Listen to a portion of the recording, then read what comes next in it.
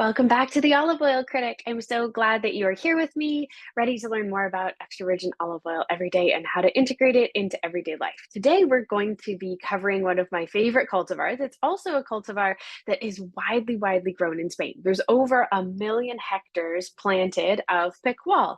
This specific variety, it's Picual cultivar, but from Bailen. And they are a really unique grove. Back in 2002, they decided that they wanted to create a different product in the olive oil market, and with that decided to make olive juice. And their practices are really agriculturally and environmentally friendly.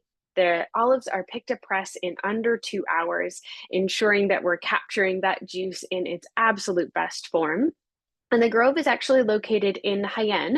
So, of course, the olive capital of the world in Andalusia, except they're at the base of the Sierra Mountains. And so, because of that, they're surrounded by beautiful flora and fauna. They get rainfall when needed. They're not quite as dry as the surrounding area, and they have lots of wildlife around. There's pine forests, of course, Mediterranean scrub, and they have lots of rivers kind of running through the property. And so that just allows the trees to be so healthy and happy.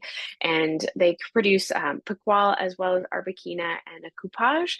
But this specifically is the picual. Now, picual is synonymous with extra virgin olive oil in so many ways because there's just such a vast land covered in these trees. So a lot of times when you're going to the grocery store, this is the cultivar that you're going to pick up, even if it's in a product of Italy bottle or something like that. If it says, blended of a blend of oils from the EU, any of those kinds of things, the likelihood of you finding a Picual cultivar in there is very high. And I can guarantee it will taste absolutely nothing like an artisanally produced, loved, and treasured cultivar like this one, this example of it at least. And so to me, it's just fascinating the variety that you can find in an Bailen Picual just like this one, and then you have something that is just like a grocery store brand that's old. I'm like, it's the same cultivar. One is loved and one is just made for the mass market and not nurtured and created with intention to be able to produce a really high quality, health benefit filled olive oil. And so let's give this one a taste and see what it has to offer. Oh, it's so fruity. Goodness me. There's lots of ripe tomato in this specific example. Goodness, it just smells like I went outside and like sniffed a tomato. It's so ripe and fresh. You've got some notes of almond in there as well. A little bit, a hint of banana, but not really that much. Lots of herbaceousness. I'd almost get some stone fruit though. You definitely notice a bit of I'm thinking of like unripe apricot or some nectarine, white peach of sorts is definitely in the nose. It's riper than green for sure, and not very grassy. It's much more fruit forward. That stone fruit comes out even more, and the tomato on the second sniff. The aromatics in this oil are beautiful. It's really intense and very present in its flavor or in its aroma, I should say.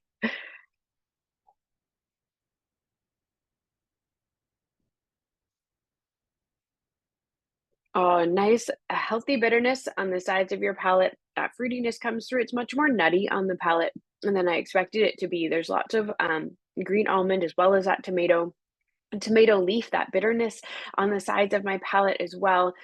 You've got some arugula and mustard greens, a touch of spiciness. It's not super overwhelming, but it's really persistent.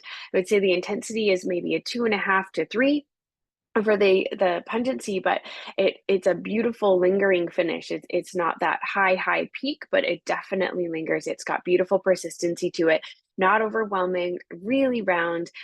You could even put this on ice cream. It would be really good with peaches or pineapple grilled, and then put this on ice cream, a drizzle on top, a bit of sea salt. This would be delicious. You could use it in so many things. I'd love it on pizza because of those tomato notes. It would really complement that well as well. Fresh pasta. Of course, like a grilled veg salad with farro would be really good. The nuttiness would really complement the richness of the grains. You could use this in tabbouleh as well if you're thinking about parsley and mint and all of those fresh herbs with tomatoes, and then the bulgur would really kind of complement the nuttiness as well. I'd love this with a grain salad. Actually, the more I think about it, that sounds really yummy. Just the way the tasting notes would connect, it would tie everything together. Adding a touch of acid to this would really make the fruitiness come alive. If you're thinking of like a lemon juice added to a dressing with just a hint of honey, this would be so fruit forward. You get the ripe tomato notes, you get more of the stone fruit.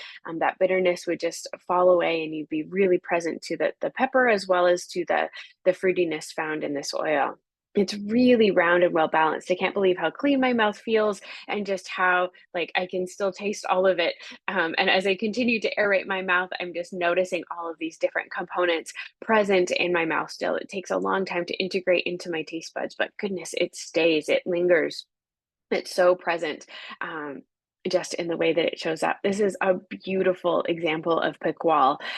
They did a very good job of making olive juice out of this Picual, and especially compared to so much of what we see of Picual out there in the world. This is an incredibly beautiful example. I hope you get a chance to enjoy it as well. And thank you for spending time with me and listening and learning more about olive oil every day.